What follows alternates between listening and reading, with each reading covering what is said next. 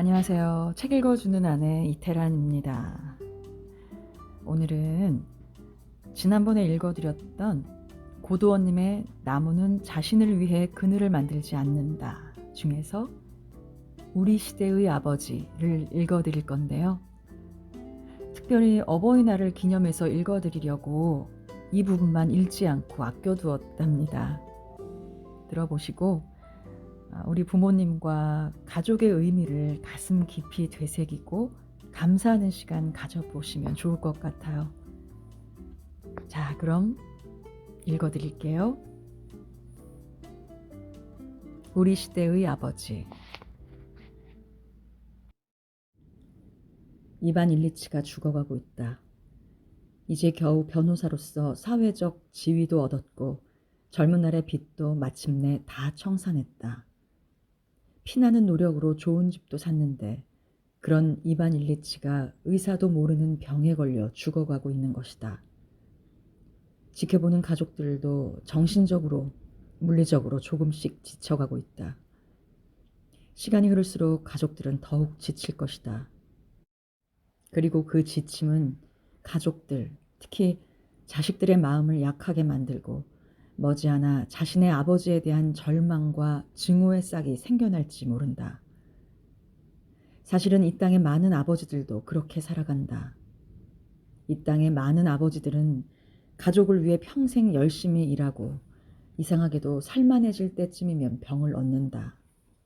중풍으로, 간암과 위암으로 아버지들은 그렇게 무너져 간다. 문제는 그 다음이다.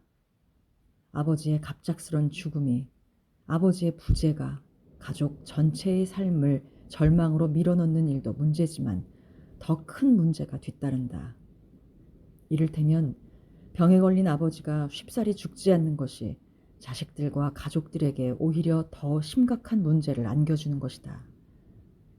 가족들은 죽음이 확정된 환자를 위해서 갖가지 검사를 하고 수술을 하고 약값을 대느라 고생한다.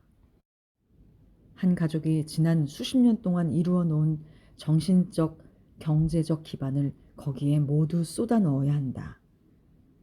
병든 아버지의 똥을 받아내고 구토와 각혈과 짜증을 받아내는 것에 문제에 머무는 것이 아니라 그 시절이 가족 전체에게 두고두고 깊은 아픔과 상처를 안겨줄 수 있다는 말이다. 나도 어머니가 돌아가신 지 10여 년이 되었다.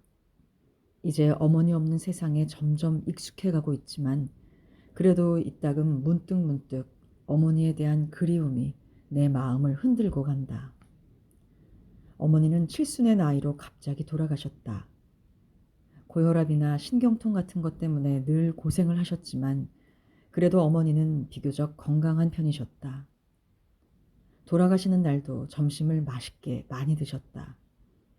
그리고 슈퍼마켓에 가시다가 쓰러져서 어느 중년 남자에게 엎혀와 영영 운명을 달리하셨다. 어머니는 생전에 나는 점심을 잘 먹고 깨끗하게 갈란다 라는 말씀을 입버릇처럼 하셨다. 그리고 그렇게 가셨다. 어머니가 평소 그렇게 말씀하신 이유를 나는 잘 알고 있었다. 아버지가 중풍으로 1년 넘게 누워 계시다가 돌아가셨기 때문에 당신은 그렇게 세상을 뜨고 싶지 않았던 것이다.